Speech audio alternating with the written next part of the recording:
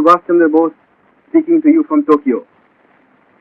Countrymen and friends, in April last, you heard my voice over another radio in another part of the world. Now I am in Tokyo, and I am accepting the hospitality of the broadcasting station here in order to speak to you again.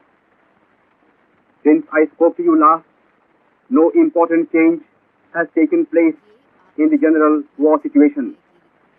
In the Western theater, the Anglo-American forces have scored a success, and the fighting in North Africa has come to an end. The Anglo-Americans have followed this up by occupying a few small barren islands in the Mediterranean. As is customary with Anglo-American propagandists, they have been rending the skies with their boasting and bragging subsequent to the small military success which they achieved. Prior to this, they had been feeling so down and out that they had badly needed some occasion for bolstering up the sinking morale of their people. If one were to listen to the broadcasts from England and America after the campaign in Tunisia, as I have been doing, one would think that the Anglo-American forces had already won the war. This type of propaganda had brought good results during the last World War, when radio broadcasting was virtually unknown. That is why the Anglo-Americans have been indulging in it again.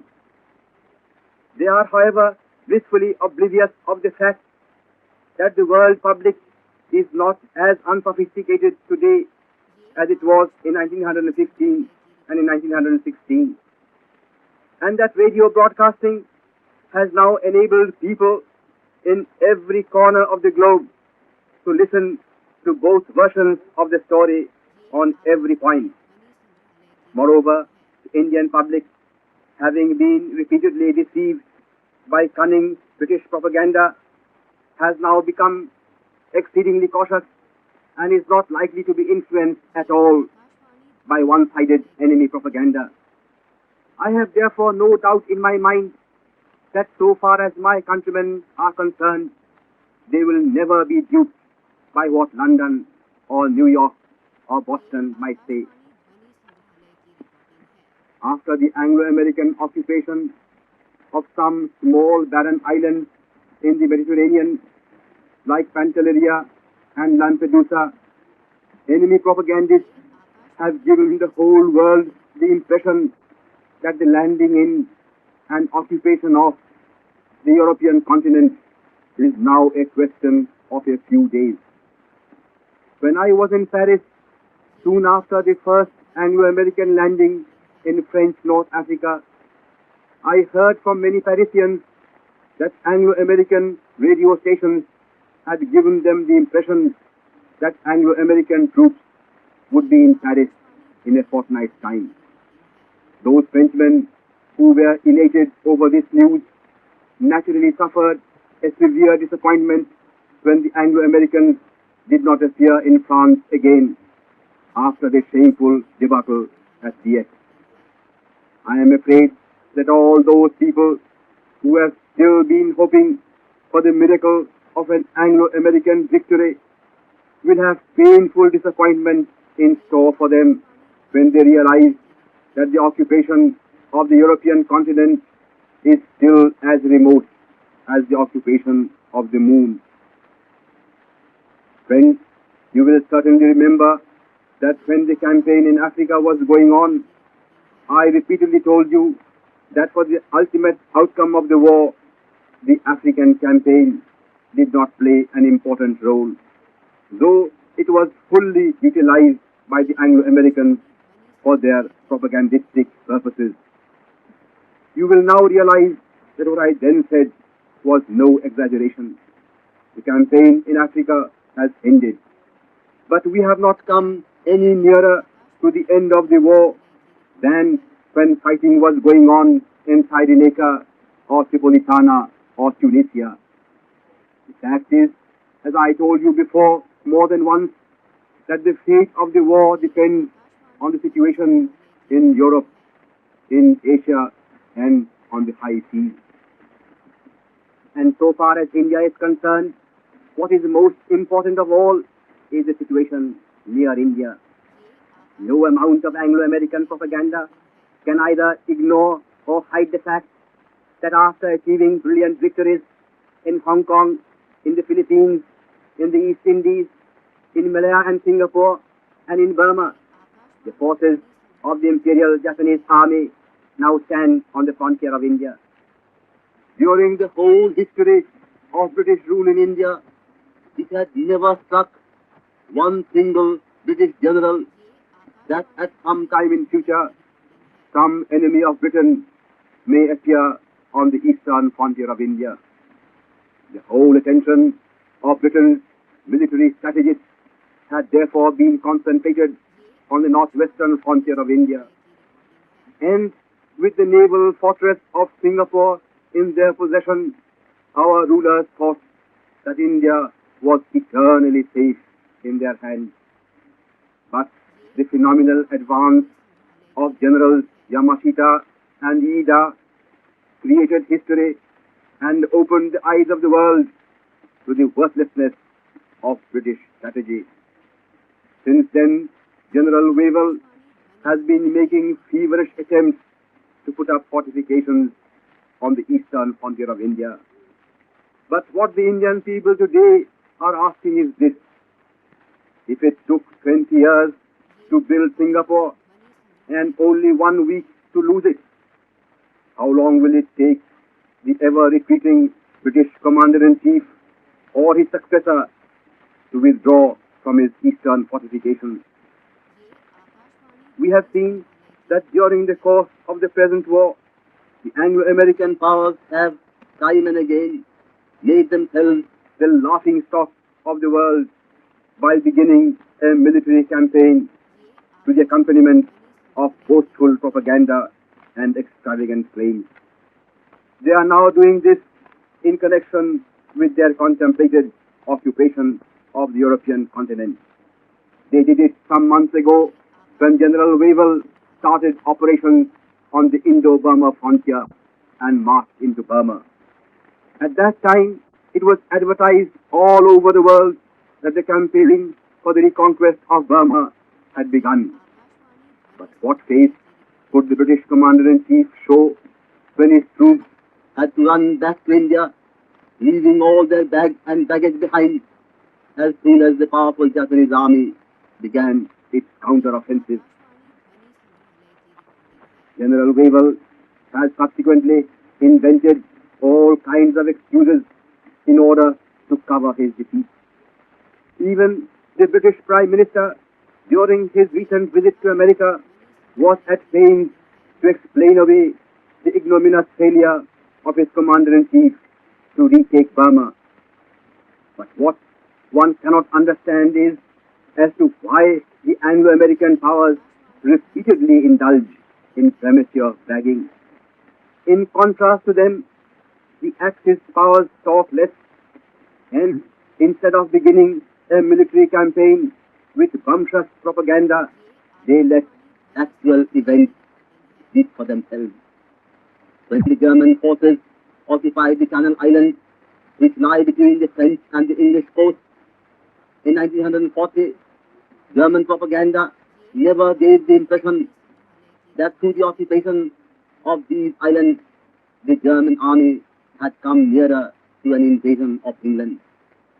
If, as Anglo-American propaganda is now trying to make out, the occupation of Pantelleria has made landing in and occupation of Sicily a reasonable certainty, why could not the Anglo-American forces make that attempt when the island fortress of Malta, which is as near Sicily as Pantelleria, has been always in their possession?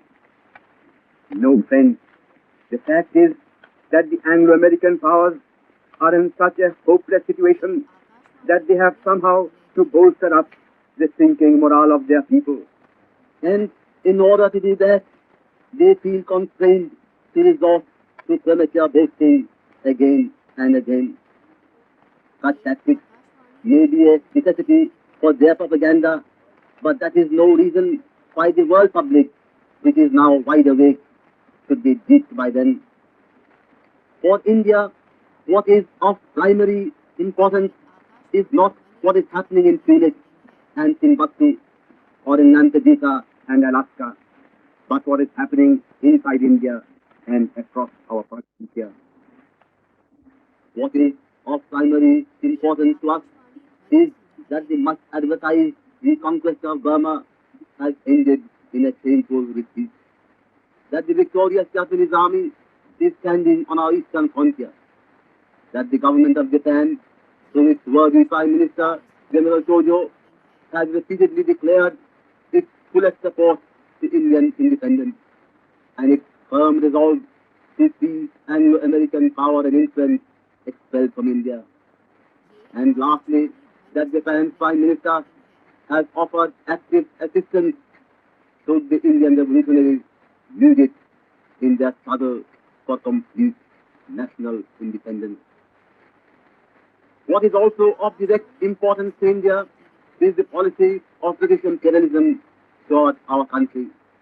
You know as well as I do that when this war broke out, some of our friends thought that since the British government would soon find itself in serious difficulty, it would feel constrained to sue for peace with the party that controlled the cabinet in 8 out of 11 provinces in British India.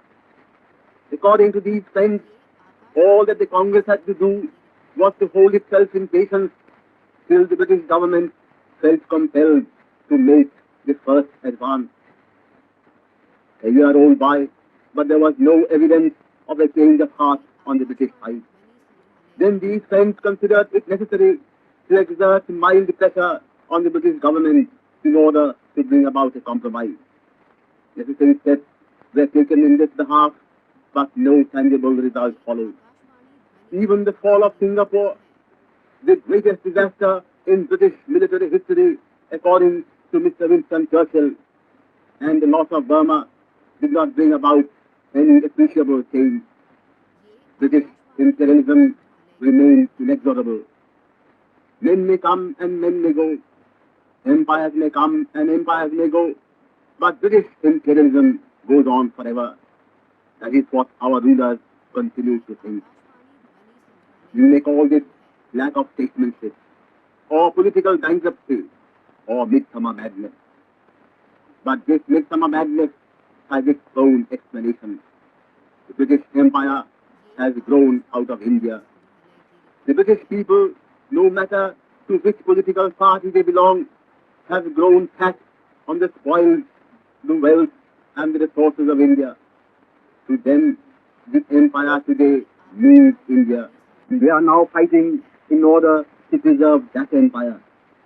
If they are to win the war at the cost of recognizing India's independence, it will amount to winning the war by losing the empire. Consequently, no matter what fate overtakes Britain during the course of this war, the average Englishman will endeavor till the very last to hold on to his empire, that is, to hold on to India. Therefore, if I were to speak frankly, I should say that it is not midsummer madness that British politicians refuse to recognize India's independence, though they are in a terrible plight. It is midsummer madness that we should expect the Englishman to voluntarily give up his empire simply because he has fallen on evil days. There is another factor that accounts for the unrelenting policy of British imperialists. As the Foreign Minister of Germany said the other day in his inimitable style, the British Empire has been losing one part of its territory to its enemies and another part of it to its friends during the course of the present war. Moreover, in his frantic effort to maintain his empire, John Bull is now bleeding himself white. The only hope of even partially making up for this colossal loss is to exploit India more ruthlessly when the war is over. Therefore, according to imperialistic logic, the worse England's position becomes during this war, the more necessary will it be to retain a firm grip over India. British imperialism will ultimately break, but it will never bend. That is how empires have always behaved in the history of mankind. Consequently, no Indian should ever cherish the illusion that one day England will be induced to recognize India's independence. But that is not to say that British politicians will never again attempt a compromise with India. Another attempt at a compromise may be made at any time, whether under the pressure of a worsening military situation or in order to placate the liberal elements in England and America. Personally, I expect another such attempt sometime this year. But what I want to point out most emphatically is that in attempting a compromise, British politicians will never recognize India's independence, but will only try to bluff the Indian people, and through protracted negotiations will only try to sidetrack the campaign for independence and thereby undermine the national will, as they did between December 1941 and July 1942. The negotiations carried on by Sir Stafford Cripps in India last year did not harm the British government in any way. It only interrupted our struggle for freedom.